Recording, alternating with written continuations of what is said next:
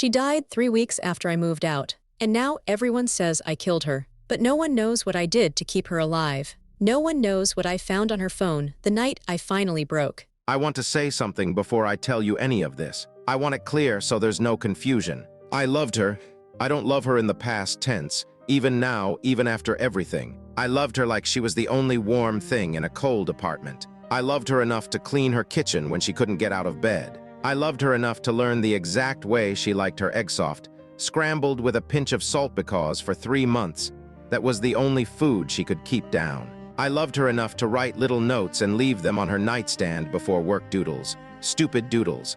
A cat wearing a crown, a cartoon version of us holding hands. I thought if I just kept loving her hard enough, the winter would end and Shed come back to me. But then something changed. Actually, that's not true. Something had already changed. I was just the last to know. It was a Thursday when I got the message. A guy ID never heard of, username like a gamer tag, sent me a friend request on an app I barely used. I almost ignored it. Then the message came through, "Hey, is this your girlfriend?" with a screenshot. I don't know why I opened it. I was sitting in my car after work, heater still running, and I opened it. The screenshot was from a dating app. Her profile, her photo, one ID taken in the park last fall, when she was laughing at something stupid I said. Her bio said looking for something real. And there was a conversation. Him asking what she was doing that weekend. Her saying she was free. Him saying, "You said you lived alone." Her replying, "Yeah, just me." I sat in the car a long time after that. The heater clicked off. The windows fogged. I kept scrolling through more screenshots Head sent. Head figured out she wasn't single after he found her main social media.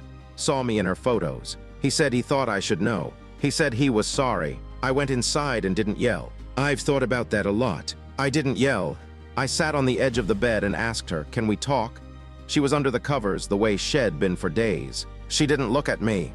I said I know about the app. And that's when she finally looked. Her face went blank. Then she pulled the covers back over her head and said, "If you're going to leave, just leave."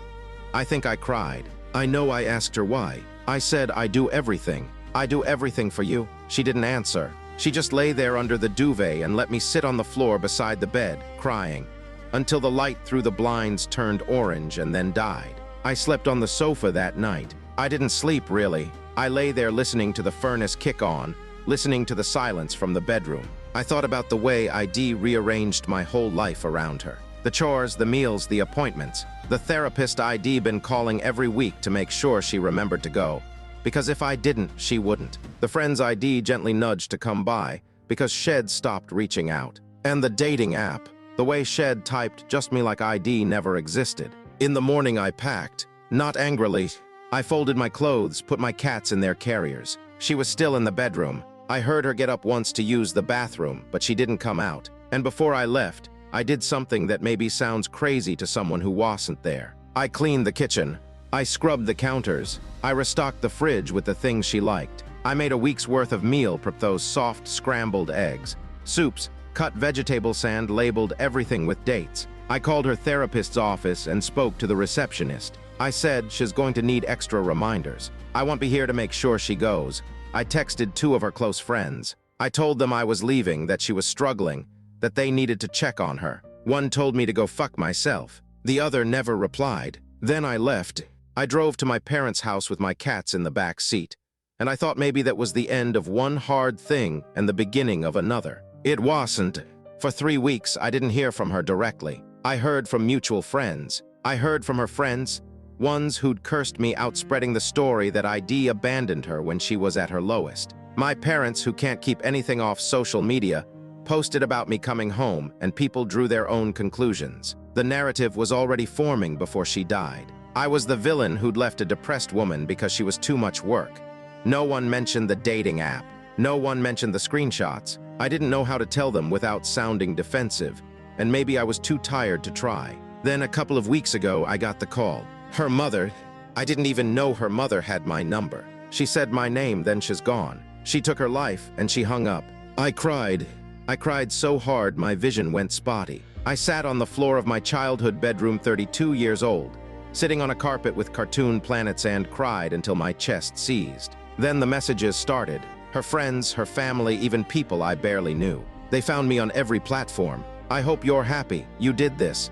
She was crying about you for weeks. You left her to die. I've read every message. So many times the words blur. I've tried to understand. I've tried to take the guilt and hold it up to the light to see if it's mine to carry. Because I do feel guilty. Of course I feel guilty. I was the one who was there every day, and then I wasn't. I knew how fragile she was, and I left anyway. But here's the part I keep coming back to. The part that makes my brain feel like it's short-circuiting. The part that plays on a loop at 3 a.m. when I can't sleep. I didn't leave because she was depressed. I left because she was cheating on me. I left because while I was leaving little drawings on the nightstand, she was telling some stranger she lived alone. I left because I was exhausted, pouring everything I had into a person who was using her last bits of energy to find someone else. And even then I didn't leave her empty-handed. I left her with food, a stocked kitchen, a therapist who knew to call, friends who knew she needed them. I did everything I could think of to make sure she would be okay, even after she broke my trust, even after she made me feel like nothing. But it wasn't enough, and now I'm standing in a world where I am the villain. The one who walked out, the one who left her.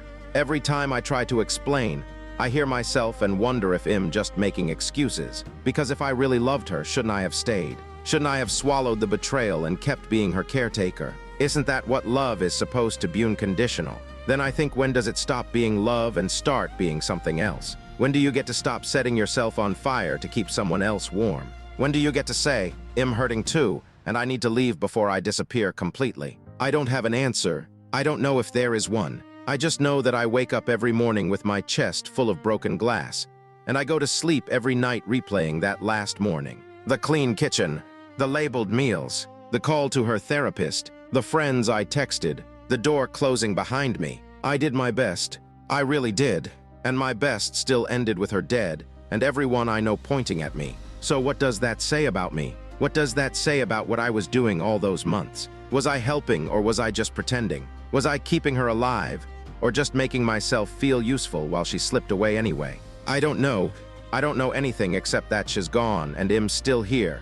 And the silence is full of people who will never forgive me. Maybe I'll never forgive myself, but I need someone to understand that I didn't want this. I didn't want to be the one who left. I didn't want to find those screenshots. I didn't want to be in a position where the only choices were stay and lose myself, or leave and be blamed for losing her. I don't know if I made the right choice. I don't know if there was a right choice. I just know that I did the only thing I could do, and it wasn't enough, and now I have to live with that. And I'm tired. I'm so tired of being the villain in a story where I was trying so hard to be the hero.